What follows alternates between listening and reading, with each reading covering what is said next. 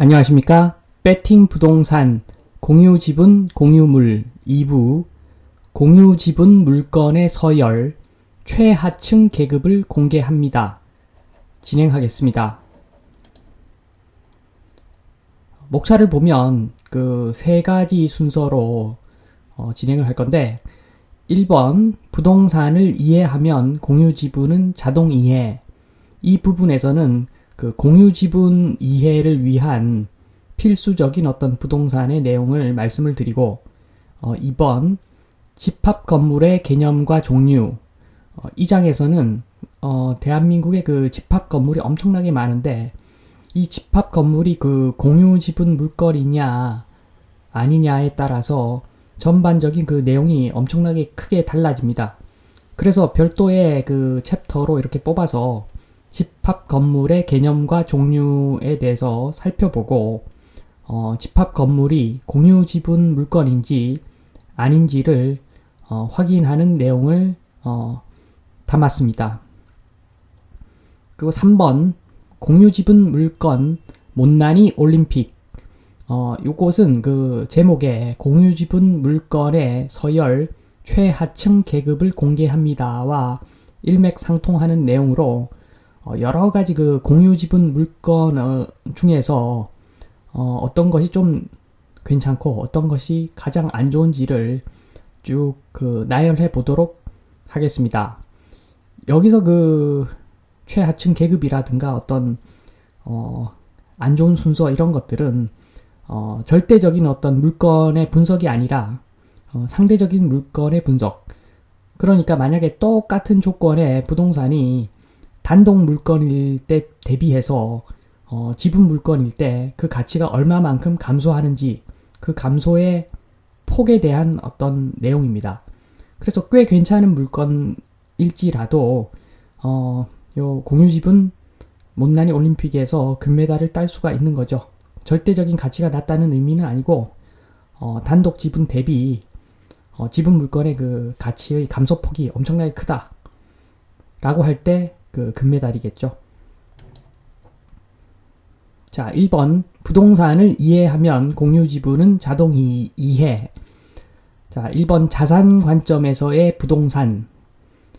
요것은 땅입니다. 한마디로 1번 또 땅, 2번 또 땅, 3번 또 땅. 자산 관점이라면, 그래서 대한민국의 부동산은 이 땅의 관점에서만 지금 설명이 가능한 것 같습니다. 2번 사용 수익 관점에서의 부동산. 사실은 이게 가장 중요한데 어떻게 보면 가치평가를 뭘로 하겠습니까? 감으로 할 수는 없는 거고 어떤 수치가 나와야 되는데 사용 수익 관점에서 부동산을 보는 것이 가장 합리적이고 확실한 방법이겠으나 지금 대한민국의 그 부동산 임대 수익률을 한번 계산을 해보면 이건 너무 낮기 때문에 일단 그 대한민국의 부동산에서는 거의 무시를 해야 된다. 지금 상황은 그렇습니다. 그래서 예를 들자면은 그 대한민국 대표 주식 삼성전자 같은 경우에 PER이 그 14인데 그러니까 주당 순이익으로 나눈 값이 14인데 요것을 그 수익률, 임대 수익률과 비슷한 그 삼성전자의 그 수익률 관점에서 수치를 뽑아봤을 때 순이익을 주식 가격으로 나눈 값인데 요게 7%가 나옵니다. 그런데 지금 대한민국 부동산들 보면 상업용 물건이 잘 나와봤자 한 4% 나올 거고 주거용은 지금 1% 정도 나오는데 이 수익률을 보면 당연히 삼성전자를 사야 되는 상황이겠지요. 그리고 뭐 삼성전자 같은 경우에 막대한 부동산을 또 보유하고 있는데 이 회사가 보유한 부동산은 특 A급 부동산이죠. 뭐 우리들 일반인들처럼 공유지분 물건을 들고 있는 것도 아니고 단독 지분으로 엄청나게 좋은 물건들만 들고 있는데 그리고 회사 이익도 세후 7%의 수익이 나는 그런 회사인데 이 회사 주식을 안 사고 지금 부동산을 산다는 것은 한마디로 그 임대 수익률 기준으로 사용 수익 관점에서는 부동산을 지금 계산할 수가 없는 상황이고 자산 관점에서 그 특유의 대한민국 특유의 그 자산 관점에서 부동산에 접근을 해야 되겠다. 그래서 첫째도 땅, 둘째도 땅, 셋째도 땅입니다. 땅만 봐야 된다. 그러니까 아주 먼 미래에는 수익률이 7%, 10% 이렇게 갈 수도 있다. 뭐 이런 기대감이 어떻게 보면 녹아있는 수치인데 어쨌든 땅이 중요하다. 자, 그림을 한번 보겠습니다. 지금 왼쪽 그림을 보면 어떤 땅에 건물이 세워져 있습니다. 그래서 우리는 멋진 건물을 보면 와 건물 멋지다 이렇게 이야기를 하는데 사실은 틀린 이야기죠. 대한민국에서 그 건물 좋아봤자 수익률이 얼마 되지 않기 때문에 그렇다면 땅값을 봐야 되기 때문에 땅을 봐야죠. 멋진 건물이 있으면 지도를 일단 펼쳐서 그 땅이 서 있는 위치를 보고 야 저 땅이 이 건물이 서 있는 이 땅이 정말 좋은 땅이다 이렇게 이야기하는 것이 맞겠죠. 그러니까 우측 그림을 보면 이것을 그 비유적으로 제가 말씀을 드리면 자동차를 살 때 주차 공간이 없어서 주차를 위한 땅을 삽니다. 자동차와 주차를 하기 위한 땅을 같이 사는데 30년 지나면 자동차는 그냥 폐차를 해야죠. 그래서 30년 지나면 땅만 남는다. 이런 개념입니다. 대한민국에서 부동산은 건물을 보지 말고 땅만 봐야 되는 그런 상황인 거죠, 지금. 좀 더 와닿게 한 발 더 나가 보겠습니다. 오른쪽 그림을 보면, 새 차를 삽니다, 새 차. 마찬가지로 그 차를 주차할 주차장 부지로 쓸 땅을 또 삽니다. 땅을 사고 새 차를 사는데 그 새 차가 아주 좋은 차를 사서 나는 30년 사용 예정이다 선언을 합니다. 자, 이렇게 했을 때 그 새 차는 자산 기준에서는 똥입니다. 똥. 30년 있으면 폐차를 시켜야 되기 때문에 30년 후면 땅만 남겠죠. 그렇지만 그 사용 수익 측면에서는 또 좋은 점도 많겠죠. 만약에 차를 벤틀리를 산다. 3억짜리 차죠. 부가티를 산다. 30억짜리 차죠. 이런 차를 사는 사람이 있다는 것은 그 어떤 그 사용 수익, 그 만족감, 그 차를 탐으로써 만족감이 엄청나다는 거죠. 그런데 지금 불행히도 대한민국의 대부분의 사람들은 부동산을 그런 어떤 만족감, 사용 수익 측면에서 사는 것이 아니죠. 대한민국에서 그 새 아파트를 새 건물을 산다라고 하면 자산이 내 자산이 이 정도고 이게 불어날 것이다 이 개념으로 그 부동산을 사는 것인데 결국에는 건물은 30년, 40년, 50년 지나면 영원입니다. 영원. 그렇기 때문에 지금 대한민국은 자산 가치를 보고 부동산에 투자하는 것이기 때문에 새 건물을 사더라도 세금 내고 일정 부분 수익을 조금 얻겠지만 그걸 무시하고 결국에는 나중에 땅만 남는다. 그 건물이 서 있는 땅만 남는다. 이런 관점에서 투자를 해야지 큰 실수가 없겠죠. 왜냐하면 임대 수익률이 지금 형편없기 때문에 지금 현재 상황에서 자 그러면 또 그 재건축 물건은 어떤가 이런 반문을 하는 사람들이 있을 수도 있습니다. 그렇지만 이 그림을 한번 보시면 이런 개념인 거죠. 재건축 물건은 그러니까 굉장히 넓은 땅을 사서 차 한 대만 주차해 놓은 상태다. 이렇게 보시면 될 것 같습니다.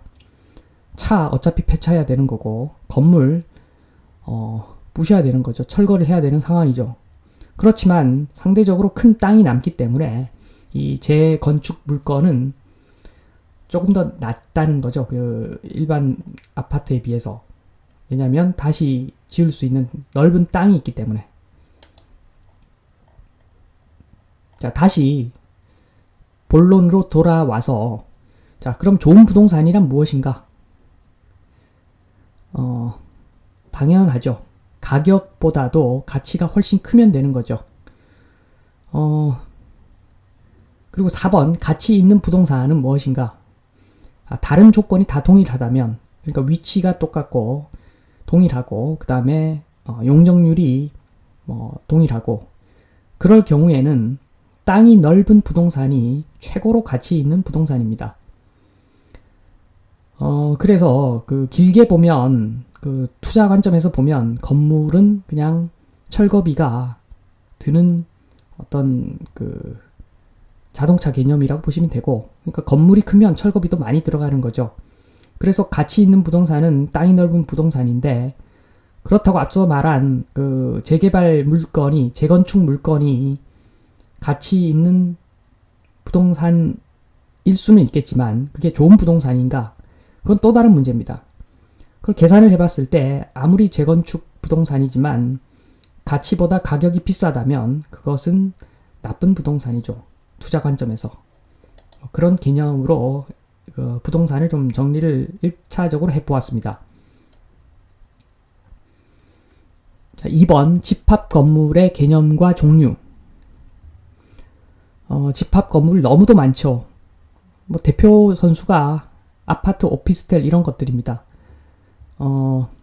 이 집합 건물의 개념과 종류를 볼 때 이 근거는 법적 근거는 집합 건물의 소유 및 관리에 관한 법률에 자세히 나와 있습니다.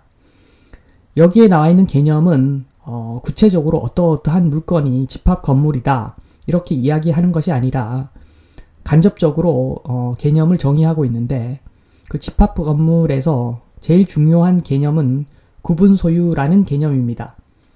그러니까 한 동의 건물 중에서 구조상 구분된 여러 개의 부분이 독립한 건물로서 사용될 수 있을 때 각각 소유권의 목적으로 할 수 있다 라고 하고 있고, 전유 부분, 공용 부분, 대지 사용권에 대한 정의를 하고 있습니다. 그래서 이것들을 한번 읽어보면 한마디로 말해서 집합 건물, 아파트죠, 아파트. 전용 면적이 있고, 공용 부분이 있고, 그다음 대지권이 있고, 집합 건물이지요. 그것이 바로 집합 건물이죠. 자, 3번 집합 건물.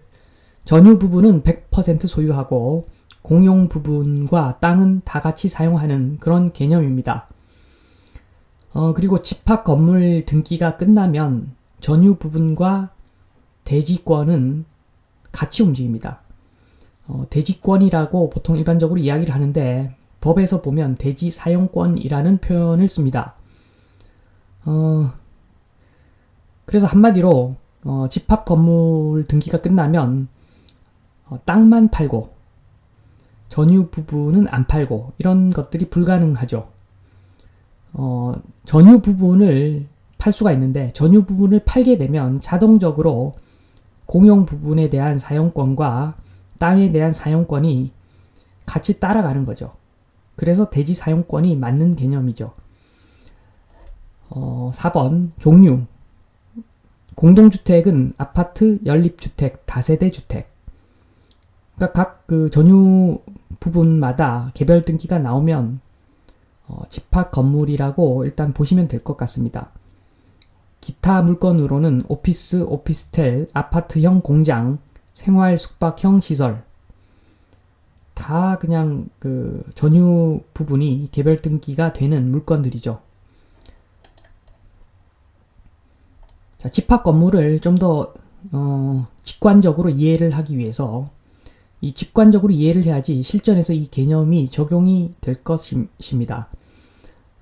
지금 어떤 사람이 차를 사려고 했는데 그 차가 뭐 벤틀리라고 그러죠. 벤틀리를 사려고 하다 보니까 한 대당 3억 3천 정도 주면 살 수 있다 이렇게 이야기를 합니다. 그런데 알아보니까 4대를 같이 사면 3억 3천이 아니라 2억 5천에 줄 수가 있다. 그 8천만 원 싸게 살 수가 있는 거죠. 그런데 대신에 그 2억 5천에 그 차를 주는 것은 안 되고 3억 3천에 차를 팔겠으나 그 차이 금액인 2억 5천과 3억 3천의 차이 금액인 8천만 원에 해당하는 땅을 주겠다. 거기다 주차를 해라. 요런 조건으로 그 차를 구매를 합니다. 4사람이 모여서 똑같이 그런 조건으로 구매를 합니다. 그리고 이렇게 구매한 물건들은 이런 제약사항이 붙습니다. 주차장만 따로 팔 수는 없다. 그러니까 차를 팔 수는 있는데 차를 팔게 되면 주차장도 같이 팔아야 된다. 그리고 차를 바꿀 수도 없다. 요것은 공동으로 구매한 어떤 협약이 있기 때문에 차를 마음대로 바꿀 수도 없다. 이런 제약사항을 겁니다. 그러니까 땅만 팔 수도 없고 차 교체는 임의로 할 수 있는 것이 아니라 차주의 그 4분의 3, 그러니까 지금 차가 4대니까 3명 이상이 오케이 할 때 동의를 안 한 사람까지 차를 다 한 번에 교체를 해야 되는 그런 조건이 붙어버립니다. 자, 이렇게 되면 지금 당초에 3억 3천짜리 그냥 자유롭게 팔고 살 수 있는 차를 사는 게 차라리 낫다 이런 생각이 들 수도 있겠죠. 왜냐하면 제약이 너무 크니까. 내가 차를 벤틀리에서 부가티로 바꾸고 싶다. 나 그 30억짜리 나 부가티 탈래. 그래도 못 바꾸는 거죠. 이 제약사항이 있어서. 다음 그림을 보면 그 왼쪽에 있는 땅이 용적률 100%짜리 아파트가 서 있는 땅이고 오른쪽이 그 250%짜리 아파트가 서 있는 땅입니다. 그래서 좌측에 그 용적률 100%짜리 땅에 서 있는 아파트는 재건축 물건인데 재건축하면 가구당 8억을 받는다고 합니다. 이렇게 되면 여기서 이 사업을 시행하는 주체에서 얼마나 이익이 많이 남는다는 이야기입니까? 그래서 그 가구들한테 돈도 많이 뿌릴 수가 있고 이사비 같은 것도 지원을 팍팍 해주기 때문에 사업의 속도가 빛의 속도로 달려갈 겁니다. 아무런 트러블이 없겠죠. 거의 트러블 없이 일사천리로 사업이 진행될 것이고 오른쪽에 있는 250%짜리 용적률 그 아파트는 재건축을 하려면 가구당 5억을 뱉어내야 됩니다. 가구당 5억을 내고 철거에서부터 이사에서부터 준공하고 그런 과정을 각 가구당 5억씩 걷어서 해야 되는 상황입니다. 그런데 이 아파트가 이런 재건축할 시점이 되면 아파트가 노후화되기 때문에 여기 사는 상당수의 사는 사람들이 썩 잘 사는 사람들로 구성되지 않을 확률이 굉장히 크죠. 그렇기 때문에 이 5억을 내면 재건축을 할 수 있어도 이 사업이 또 언제 끝이 날지 모르는 그런 상황이 되어버립니다. 자, 오른쪽과 같은 상황이 바로 앞서 설명했던 그 자동차 벤틀리 플러스 주차장을 제약 조건을 걸고 이렇게 사는 행위와 아주 유사한 상황이 되는 거죠. 그러니까 그 재건축했을 때 남는 이익금이 많으면 아무 문제가 없지만 재건축 이슈가 없으면 한순간에 이렇게 상황이 크게 바뀌어 버릴 수가 있는 겁니다. 자, 본론으로 돌아와서 그러면 5번 집합 건물은 공유 지분인가? 지금까지 검토한 내용을 쭉 보면 자, 부동산은 땅입니다. 땅. 임대 수익률이 형편없기 때문에 지금 현재 모든 부동산의 그 시세를 보면 부동산은 땅인데 그렇다면 자산 가치가 최고로 중요하다는 이야기입니다. 그 사용 수익 측면에서 이점이 없기 때문에 그렇다면 새 아파트의 경우 향후 재건축 호재가 없기 때문에 나중에 다시 그 재건축을 해야 될 시기에는 건물을 비용 부담한 다음에 재건축을 해야 됩니다. 그래서 그 시기가 오면 어차피 그 전용 면적이라고 하는 것은 무의미하죠. 철거를 해야 되니까. 그럼 결국에는 땅만 남는데 이 땅이 공유 지분이니까 결국에는 자산 가치, 투자적 관점에서 봤을 때 집합 건물은 공유 지분이다라고 생각해야 될 것 같습니다. 자, 3번 이제 마지막 단계 공유 지분 물건 못난이 올림픽 토지 중심으로 살펴보겠습니다. 당연하죠. 그 부동산은 땅이라고 지금까지 말씀을 드렸죠. 그래서 토지 중심으로 봐야 됩니다. 따라서 집합 건물도 지금 공유지분 물건에 들어가는 거죠. 자, 1번 참가 자격 없음. 진입로만 공유지분인 물건. 밑에 그림을 보시면 토목업자가 토목회사에서 건축법상 도로에서 이렇게 길을 쭉 내고 그 길만 6분의 1 지분으로 나누어서 팔고 그리고 6가구를 6개의 단독주택을 지을 수 있는 땅을 이렇게 개발을 합니다. 그래서 그 각 필지마다 진입로를 6분의 1 지분을 같이 끼워서 파는 거죠. 주택 필지는 단독 100% 지분이고 진입로는 6분의 1인 지분 물건입니다. 이런 경우는 사실상은 단독 물건이죠. 단독. 공유 지분이 아닙니다. 이런 수준이면. 6분의 1 지분 물건인 도로가 있지만 이것은 도로로 쓰기 위한 것이고 결국에는 이 최종 목적물은 단독 주택을 짓기 위한 땅인데 이 땅은 다 단독으로 소유하고 있기 때문에 이런 경우에는 공유 지분이 아닙니다. 참고하시고 그러니까 참가 자격이 없죠. 자, 2번 사위. 일단 메달을 따는 데는 실패한 거죠. 자, 그림을 보시면 지금 땅이 그렇게 큰 땅은 아닙니다. 노란 땅 2개, 파란 땅 1개인데 요 각각의 땅이 18평이 안 된다고 봐야죠. 그래서 땅을 좀 분할하기도 힘들고 그런 땅인데 지금 땅 3개를 합쳐서 토지 등기가 1개로 이루어져 있습니다. 그리고 건물은 각 땅마다 1개씩 서 있고 여기 사는 사람들은 자기 땅이 어디까지다 라는 것을 서로 알고 있고 서로 동의가 되어 있는 상태입니다. 그래서 땅은 지분으로 소유하고 있고 주택은 단독으로 소유하고 있는데 그렇지만 그 자기 땅의 지분에 대한 위치가 사실상 표시되어 있는 그런 상태인 거죠. 자, 이런 경우에 그냥 쓰는 데 문제가 없기 때문에 사위로서 그 노메달로 처리를 했습니다. 특히나 그 건축법상 도로가 다 물고 있는 이런 경우에는 아주 큰 문제는 없는 거죠. 원래 워낙 그런데 땅이 작은 물건이기 때문에 단독 지분으로 땅을 소유하고 있더라도 조금 그 개발하는데 제한이 있는 것이고 공유 지분이기 때문에 개발하는데 제약이 있다는 것은 아니기 때문에 물론 조금의 제약은 있겠지만 어차피 이 땅의 가치 대비 단독 지분으로 소유했을 때의 땅의 가치 대비 지분으로 이렇게 소유했을 때의 땅의 가치에 감소분이 아주 크지는 않는 그런 물건이기 때문에 4위 노메달입니다.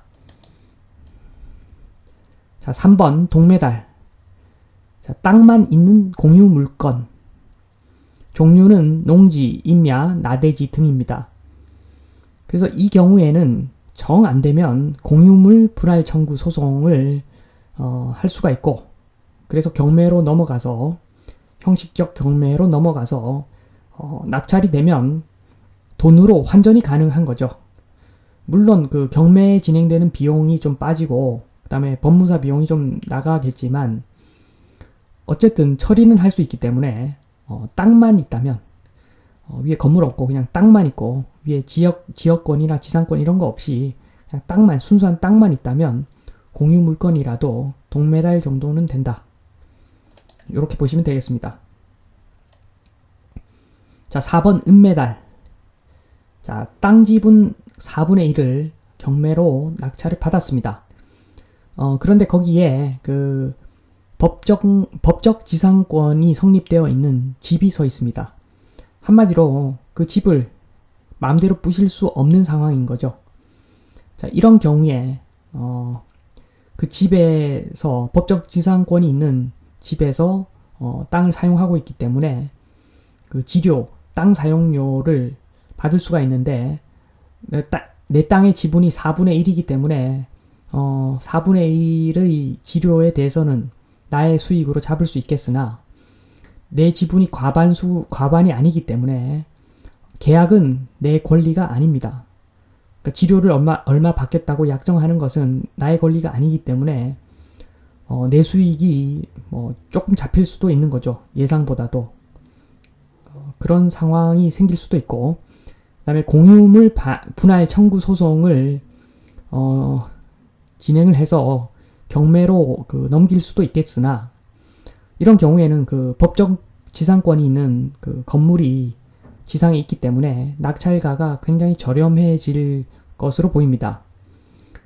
그래서 이런 경우에는 형식적 경매를 통한 환전을 해도 손실이 있기 때문에 은메달이죠, 은메달. 꽤 안 좋은 물건인 거죠, 한마디로. 자, 5번 공동 금메달. 자, 아주 흔한 케이스는 아닌데 어떻게 보면 그 타운하우스 자체가 우리나라에 별로 많지 않기 때문에 흔히 볼 수는 없겠으나, 이게 제주도라든가 어떤 양평이라든가 이런 곳에서 한 번씩 찾아볼 수 있는 그런 물건입니다. 이 공동 금메달 물건은 개별 등기가 되지 않은 타운하우스입니다. 지금 앞서서 그 토목 회사에서 땅을 분양한 그 사례를 그림으로 보았는데, 여기는 좀 진행을 하다가 건물까지 다 지어 놓고서 개별 등기해서 분양을 하려고 했는데, 어떤 사유로 여의치 않아서 이 전체 물건이, 그러니까 6개의 필지와 진입도로가 하나의 필지로 되어 있는 겁니다. 그래서 타운하우스도 역시 지분으로 이렇게 소유할 수밖에 없는 그런 상황인데, 이렇게 되면 나중에 그 타운하우스 중에서 자기가 살고 있는 그 집이 노후화되고 좀 마음에 들지 않을 때 내 마음대로 재건축을 할 수 없는 상황인 거죠. 전체 필지가 하나이기 때문에 개발행위 허가를 받을 때 전체적으로 받아야 되기 때문에 이럴 경우에는 내 마음대로 내 집을 고칠 수도 없는 거죠. 재건축할 수도 없는 거죠. 그러니까 이걸 누가 사겠습니까? 똑같은 조건의 단독주택이 똑같은 위치에 똑같은 그 주택이 단독주택으로 개별 등기되어 있다면 10억을 받을 수 있는 부동산이라면 이런 경우에는 5억도 못 받을 확률이 있습니다. 자, 6번 공동 금메달. 위치 편차가 큰 집합 건물. 자, 집합 건물 중에서 재건축 이슈가 없는 그런 물건이고, 위치의 편차가 아주 크고 준공 후 한 30년이 이상 경과된 그런 물건입니다.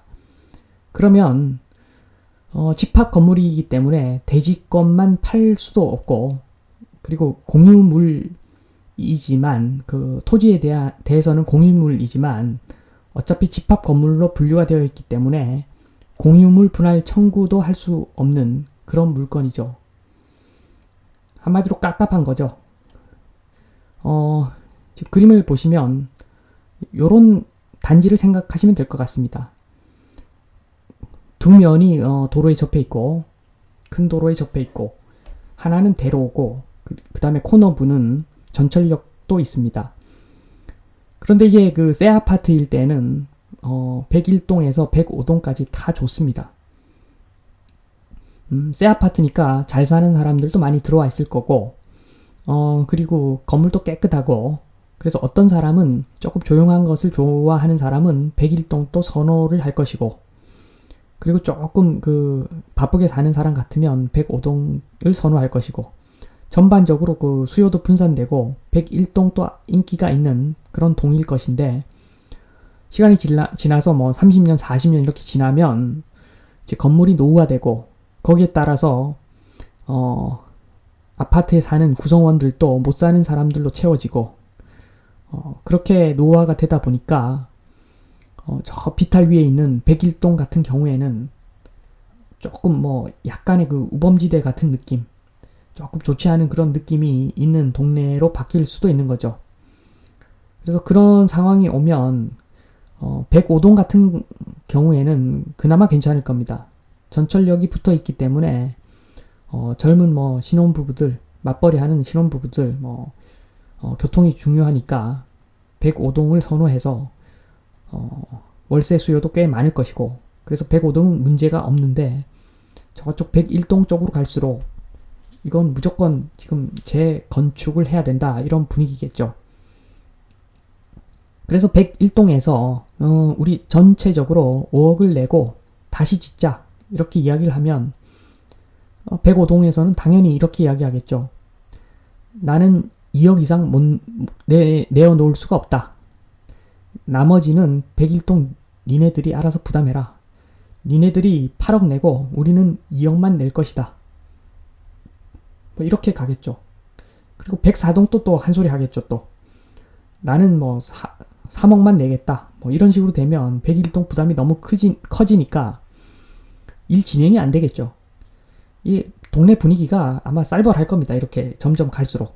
그러면서 더 떨어지고 더 떨어져서 정말 가격이 확 내려갈 때, 그때 개발업자가 붙어서 조금 진행이 될 수도 있는 그런 상황이 오겠죠. 그래서 한마디로 지금 보시면 이게 금메달이라고 한 이유는 이게 단독 물건이라고 한번 생각을 해 봅시다. 101동에서 105동까지 한 명이 다 들고 있는 겁니다. 그래서 전체적으로 월세만 주는 민간 임대 아파트라고 생각을 해 보시죠. 그러면 당연히 지금 좀 시간이 지나서 이 월세가 좀 안 나온다 싶으면 계산기를 두드려 보겠죠. 그래서 어느 순간이 오면 싹 다 허물고 다시 다 짓겠죠. 그래서 단독 지분으로 요걸 소유하고 있으면 엄청나게 좋은 물건이 될 수가 있는데, 이 땅을 공유 지분으로 소유하고 있기 때문에 이게 그 나중에 재건축 시점이 오면 이게 산으로 가는 겁니다. 왜냐하면 이게 용적률 250%로 다 채워서 지은 아파트이기 때문에 돈이 나올 데가 없거든요. 이런 경우에는 공유 지분이라는, 그 땅이 공유 지분이라는 점이 치명적인 결점으로 다가오는 거죠. 자, 지금까지 공유 지분에 대해서 쭉 살펴보았는데, 그 공유 지분 중에서 물건별로 얼마나 안 좋은지 쭉 살펴보았는데, 제가 지금 이렇게 결국에는 지금 아파트가 좀 고평가되어 있다, 이 부분을 강조하려고 제가 말씀을 드렸는데, 그렇게 말씀드리는 이유가 제가 이권이 개입되고 이런 거 전혀 없고, 저는 최근에 제 채널을 많이 봐주셔서 구독자도 급속도로 많이 늘었고 했는데, 주변에서는 그렇게 이야기합니다. 그 아파트 이야기를 하면 거의 무조건 오른다, 이런 쪽으로 이야기를 하면 구독자가 늘 수 있다. 왜냐하면 대부분이 아파트를 들고 있기 때문에 그런 희망적인 이야기를 하면 구독자 증가에 도움이 된다 라는 사실을 저도 알고는 있지만, 그래도 아닌 건 아닌 겁니다. 제 이야기를 좀 듣고서 제 이야기를 들어주시는 분들이, 특히나 지금 거의 30분이 넘게 지금 진행을 했는데 지금까지 들어주시는 분들이라면 당연히 제 마음속으로는 그런 분들이 좀 투자적인 관점에서 성공을 했으면 좋겠다, 이런 마음밖에 없는 거죠. 저의 마음은 그 순수한 마음이다, 이렇게 좀 이해를 해주시고, 혹시나 의견이 다르다면 지금 혹시나 싶어서 제가 이렇게 누차 말씀을 드리는 겁니다. 그러니까 대한민국에서 그 주택 부동산을 좀 조심해야 되는데, 크게 보면 그 버핏 지수라고 그러죠. 그 자산의 부동산 편중이 너무 심하다는 점, 그 다음에 우리나라도 이제 좀 사는 나라 아닙니까? 조금 잘 사는 나라들 보면 재산세가 어느 정도는 되는데 우리나라의 그 재산세는 너무너무 낮은 수준입니다. 그래서 주택 가격은 양도세의 함수가 아니라 재산세, 가구당 부과하는 재산세의 함수인데, 그 재산세가 한번 올라갈 그럴 시기가 분명히 올 건데 그때 되면 한번 출렁한다는 그런 점도 있고, 그 다음에 그 우리나라 같은 나라가 또 없습니다. 그 아파트, 특히 아파트, 그러니까 건설사가 찍어내는 대량 생산 제품이 아파트인데 한마디로 건설사의 캐시카우죠. 지금 단순히 건설사라고만 말씀을 드렸지만 이 아파트와 관련된 사람들이 너무 많죠. 그래서 그 수출은 괜찮지만 우리나라가 내수는 사실 별로인데 아파트가 사실 엄청나게 내수를 받쳐주는 어떤 그런 부분으로서 지금까지 역할을 해 왔는데 정치권에서 그 아파트를 잡고 싶은 마음이 사실 없겠죠. 내수가 죽는데 이걸 누가 잡고 싶어 하겠습니까? 그것 플러스 건설사가 또 이게 캐시카우니까 여기서 조금의 조정을 좀 하고 싶어 하겠죠. 그러니까 그 건설회사라고 하는 곳은 자선단체가 아니고 사회적 기업도 아닙니다. 이익을 극대화를 추구하는 기업이니까 당연히 어떤 활동을 할 것입니다. 저도 뭐 건설회사 있어 봤지만 그 배팅을 뭐 10억에서 30억 벌면 100억에서 300억 벌면 엄청나게 박수 받는 곳이 그 건설사입니다. 그래서 그 이렇게 엄청난 분양을 하는데 분양가가 1억이 올라가면 1000가구를 분양한다면 1000억이 그냥 순이익으로 그냥 잡혀버리는 그런 상황인데 뭔가를 하지 않겠습니까? 회사가 그 자선단체가 아니거든요. 또 그렇게 하는 게 맞는 거죠. 그 조직에 속해 있는 사람이라면 당연한 겁니다. 그리고 지금 그 아파트를 짓는 대형 건설사들을 보면 현금 유보금이 뭐 조단입니다. 조단위. 그래서 로또 아파트를 분양해서 우리 국민들의 그 주거복지를 향상시켰다면 현금 유보금이 그 조단위로 쌓일 리가 없죠. 그 로또 분양이라는 것 자체가 없는 겁니다. 없는 거고 지금 가치 대비 초고평가된 상황일 것이다. 저는 일단 그렇게 생각을 하고, 특히나 그 지금 코로나 이후에 전체적인 트렌드가 도심 외곽의 넓은 땅에 단독주택을 짓는 것이 대세이고, 그런 단독주택에 대한 수요가 제일 엄청나고 가격 상승폭도 큰 걸로 알고 있는데, 어떻게 그 우리나라는 도심에 있는 아파트가 또 왜 흥행이 되는 건지, 이것조차도 어떻게 보면 그 대한민국의 그 내수가 아파트로 돌아가기 때문에 그 여러 가지 어떤 건설 회사의 어떤 전략도 있을 것이고, 그런 것들이 좀 제 눈에는 좀 보입니다. 물론 부동산 예측을 하는 사람들은 다 사기꾼입니다. 저도 모릅니다. 왜냐면 정부에서 어떻게 하느냐에 따라서 지금 현재 부동산 가격에서 또 한 단계 더 올라갈 수도 있습니다. 정부가 그렇게 추진을 한다면 그 정부 저 위쪽에 있는 그 이너서클에 있는 사람들만 알고 있겠죠. 어떻게 앞으로 갈지. 그렇지만 제가 봤을 때는 그 확률상 지금은 좀 고점인 것 같다, 이런 이야기지 제가 예측한 것은 아닙니다. 그리고 또 너무 또 고맙기 때문에, 제 말씀을 들어주시는 분들이 너무 고맙기 때문에 솔직하게 말씀을 드린다면, 저도 잘 모르는 사람이기 때문에 여러 명의 이야기를 듣고서 알아봐라. 그리고 저 위쪽에 있는 사람 알고 있으면 그게 제일 확실하다. 왜냐하면 그쪽에서 정하는 대로 가는 것이 부동산이기 때문입니다. 아무튼 너무 지금 혹시나 조바심이 나고 뭐 희망회로 너무 돌리시는 분들은 이 공유지분, 결국에는 아파트, 오피스텔 뭐 이런 것들 다 공유지분이다.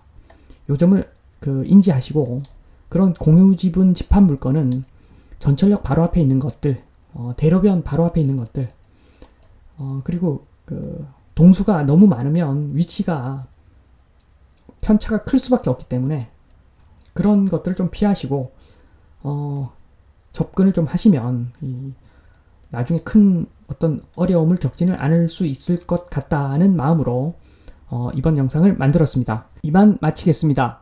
감사합니다.